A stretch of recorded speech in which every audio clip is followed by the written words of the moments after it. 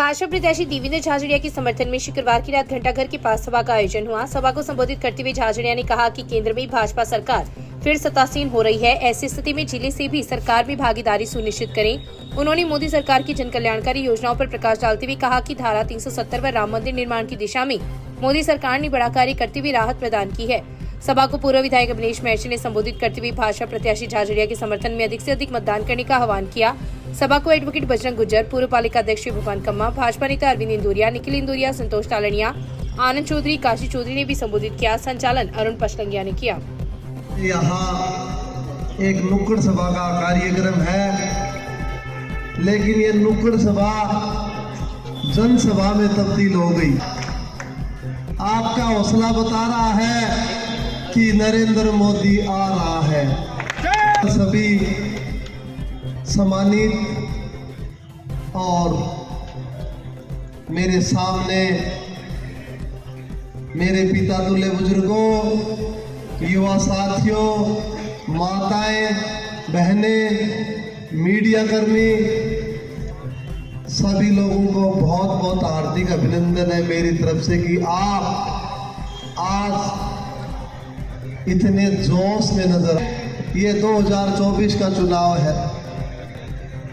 ये चुनाव देश की दशा और दिशा तय करेगा। आपको याद होगा 5 तारीख को यहां चूरू में भारत के यशस्वी प्रधानमंत्री नरेंद्र मोदी जी आए थे। उन्होंने क्या कहा था कि अभी तक तो आपने ट्रेलर देखा है, फिल्म तो पूरी बाकी है। और फिल्म अब स्टार्ट हो गई है। आप देख रहे होंगे उनका जो काम है, विकास है, उस विकास के नाम पे भारतीय जनता पार्टी चुनाव लड़ रही है। सामाजिक न्याय व अधिकारिता विभाग द्वारा सतरंगी सप्ताह के चौथे दिन शनिवार को मतदाता जागरूकता के लिए ट्राई साइकिल रैली का आयोजन किया गया। स्वीप गतिविधियों के अंतर्गत सामाजिक न्याय एवं अधिकारिता विभाग, रतनगढ़ लोक सेवा ज्ञान मंदिर ट्रस्ट, अजीत सरिया संकल्प सेवा संस्थान के संयुक्त तत्वाधान में दिव्यांग मतदाताओं द्वारा ट्राई साइकिल रैली निकालकर मतदान करने का संदेश दिया। इस अवसर पर पवन सिंह ने स्वीजल ऐप की जानकारी दी। रैली में समाज कल्याण छात्रावास के अधीक्षक सुरेंद्र सिहाग, साई विकास अधिकारी संजय भोजक, दीप सिंह, नरेंद्र सिंह, परमेश्वर लाल, राजीव मंगलहारा, कृष्ण मोहन, कुंजबिहारी जोशी, गोपाल राम, शंकरलाल भाकर, विजय कुमार प्रजापत, चंद्रपाल, महावीर सोनी, दीनदयाल, हीरालाल, गोपाल प्रजापत, प्रियव्रत पारिक सहित कई दिव्यांगजन उपस्थित थे। इसके अलावा गांव तोलियासर, गोरीसर सहित कई स्थानों पर सिर्फ गतिविधियों का आयोजन किया गया। लोकसभा चुनाव में कांग्रेस प्रत्याशी राहुल कसवा के समर्थन में शनिवार को विधानसभा क्षेत्र के दर्जनों गांवों में जनसभाओं का आयोजन कर लोगों को संबोधित किया गया। विधायक कुसाराम गुदारा एवं पूर्व सांसद राम सिंह कसवा ने गांव पायली, दसुसर, झेगड़िया, बिदावतान, परसनेव, प्रेमनगर, आलसा, ढडेरू, भामुआन व गोदरान, ढाणी, कुमरान, चाड़वास, छापर आदि का दौरा कर कांग्रेस प्रत्याशी कसवा को विजयी बनाने का आह्वान किया। वक्ताओं ने केंद्र सरकार को महंगाई की जननी बताया। विधायक गुदारा ने कहा कि केंद्र सरकार भ्रष्टाचार में डूबी सरकार है और एजेंसियों का दुरुपयोग कर आवाज दबाने का काम कर रही है। कांग्रेस जिला अध्यक्ष इंद्राज कीचड़, कांग्रेस नेता रमेश चंद्र इंदुरिया, दीवान सिंह भानीसरिया, गिरधारी लाल बांगड़वा, पंडित महेश चंद्र पुरोहित, पीथाराम जोइया, भंवरलाल जसैल, सुरेंद्र हुड्डा, भानीराम मेघवाल ने भी सभाओं को संबोधित किया। गुदारा के साथ मालीराम सारस्वत, पप्पू कड़वासरा, रामकरण जाट, मोतीलाल गुदारा, रामूराम गुदारा, महेंद्र ढाका, मुलाराम मेघवाल, सुरेश केरिया, कुंडाराम बिड़ासरा, फकीचंद दानोदिया, विद्याधर मेघवाल, रतनलाल मेघवाल, केशव सिंह राठौर, रेवतराम मेघवाल, धनाराम मेघवाल, अजय बंसिया, भागीरथ कीचड़ सहित कई लोग उपस्थित थे। पिछले 4 दिनों से क्षेत्र में मौसम का मिजाज बदला हुआ है। शनिवार की दोपहर में धूल भरी हवाएं चलने के बाद हल्की बूंदाबांदी का दौर भी चला। सुबह से ही बादलों की आवाजाही रही, जो शाम तक अनवरत जारी रही। हल्की बूंदाबांदी होने से लोगों को गर्मी से राहत मिली तथा सूर्यदेव के दर्शन भी लोगों को नहीं हुए। उल्लेखनीय रहे कि पिछले 4 दिनों से दोपहर के समय धूल भरी हवाएं चलने से गृहिणियों को काफी परेशानी का सामना करना पड़ रहा है। कक्षा 10 में अध्ययनरत छात्रा अपने घर से लापता हो गई। परिजनों ने एक युवक पर शंका जताते हुए पुलिस में मामला दर्ज करवाया है। पुलिस ने मुकदमा दर्ज कर जांच शुरू कर दी है। पुलिस ने बताया कि रतनगढ़ की वार्ड संख्या 22 में स्थित सराफों के कुएं के पास रहने वाले 63 वर्षीय व्यक्ति ने रिपोर्ट दी कि वे 5 भाई है, जिनके मकान पास पास में बने हुए हैं। छोटा भाई विदेश में मजदूरी करने के लिए गया हुआ था। उसकी बेटी जो कक्षा 10 की छात्रा है, वह घर से बिना बताए कहीं चली गई है। उसकी सब जगह तलाश की लेकिन कोई सुराग नहीं लगा। परिजनों ने रतनगढ़ की रेलवे घुमचक्कर के पास रहने वाले एक युवक पर शंका जताई है कि वो छात्रा को ले जा सकता है तथा उसके साथ कुछ भी कर सकता है। पुलिस ने 63 वर्षीय व्यक्ति की रिपोर्ट पर मामला दर्ज कर जांच शुरू कर दी है। मामले की जांच एएसआई गिरधारी सिंह कर रहे हैं।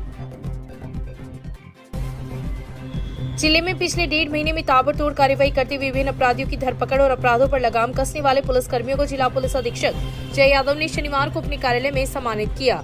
इस मौके पर एसपी जय यादव ने मीडिया से बातचीत करते हुए बताया कि गत 1.5 महीने में चूरू पुलिस की ओर से शानदार कार्रवाई की गई, जिसमें ऑपरेशन सिकंजा के तहत वांछित अपराधियों की धरपकड़, इनामी में फरार चल रहे बदमाशों की गिरफ्तारी, मादक पदार्थों एवं अवैध हथियारों को जब्त करने सहित अनेक उल्लेखनीय कार्य करने वाले पुलिसकर्मियों को सम्मानित किया गया है। एसपी ने बताया कि सम्मान करने से पुलिसकर्मियों का हौसला बढ़ता है और आगे जिम्मेदारी के साथ काम करने के लिए प्रोत्साहित होते हैं। इस मौके पर एडिशनल एसपी लोकेंद्र दादरवाल भी मौजूद रहे। अभी पिछले 1.5 महीने में जो भी हमारे वांछित अपराधी थे ऑपरेशन सिकंजा के तहत और इनामी थे, उनको बड़ी संख्या में पकड़ा गया है, जिसमें सरवण बुजारिया जो था, जिससे वो लग रहा था कि वो कोई गैंग वॉर करता था, उसको भी 20,000 का इनामी था, उनको पकड़ के लाए। उसके बाद 10,000 के जो इनामी थे, जो डकैती लूट के आरोपी फरार चल रहे थे, उनको भी पकड़ा। और अवैध जो है हथियारों के खिलाफ भी कार्रवाई करी गई है और लूट की वारदातें हुई थी उनका भी ट्रेस आउट करा गया और अवैध मादक पदार्थ हैं उनमें भी अच्छी कार्रवाई करी गई। तो उन सबको आज ये सम्मानित किया जाएगा। आगे भी जो अच्छा काम करेगा उसको सम्मानित किया जाएगा और जो गलत काम करेगा उसको उसी समय। चूरू की शेखावत कॉलोनी में देर रात एक किशोर की पीट कर हत्या कर दी। कल रात करीब 10 बजे अशरफ उर्फ चाइनीज घर के पास में ही रिचार्ज करवाने के लिए गया हुआ था। इसी दौरान पड़ोस में रहने वाले पिता व उसके 2 बेटों ने पुरानी रंजिश को लेकर अशरफ के साथ मारपीट की। अशरफ को गंभीर हालत में चूरू के डीबी अस्पताल में लाया गया, जहां पर डॉक्टर ने उसे मृत घोषित कर दिया। इस संबंध में अशरफ के दादा शकूर ने चूरू कोतवाली पुलिस को रिपोर्ट दी, जिस पर मामला दर्ज किया गया है। रिपोर्ट में लिखा है कि उसके मोहल्ले में रहने वाले असलम व उसका भाई जावेद तथा उनके पिता कासम ने अशरफ को जान से मारने की धमकियां देती थी। कल रात उन्होंने अशरफ पर जानलेवा हमला कर दिया, जिससे अशरफ की मौत हो गई। अशरफ का पिता मोहम्मद शरीफ विदेश में काम करता है। पुलिस ने मामला दर्ज कर शव का मेडिकल बोर्ड से पोस्टमार्टम करवाकर लाश परिजनों को सुपुर्द कर दी है। घटना को लेकर पुलिस ने तीनों आरोपियों को राउंड अप कर लिया है तथा पूछताछ जारी है। मृतक अशरफ 3 बहनों का इकलौता भाई था। खेत में फंदे पर झूलने से शुक्रवार को 40 वर्षीय व्यक्ति की मौत हो गई। सूचना पर पुलिस मौके पर पहुंची तथा शव को फंदे से नीचे उतरवाकर जिला अस्पताल की मोर्चे में रखवाया, जहां पर शनिवार को पोस्टमार्टम के बाद शव परिजनों को सुपुर्द कर दिया। घटना को लेकर मृतक के बड़े भाई ने पुलिस को रिपोर्ट दी है। पुलिस ने बताया कि तहसील के गांव जालेव निवासी 45 वर्षीय रामूराम नायक ने रिपोर्ट में लिखा है कि उसका छोटा भाई 40 वर्षीय शीशपाल नायक आतन शराबी था, जो गांव के ही महावीर सिंह के खेत में पेड़ पर फांसी लगाकर आत्महत्या कर ली। मृतक अविवाहित था। पुलिस ने मर्ग दर्ज कर पोस्टमार्टम के बाद शव परिजनों को सुपुर्द कर दिया।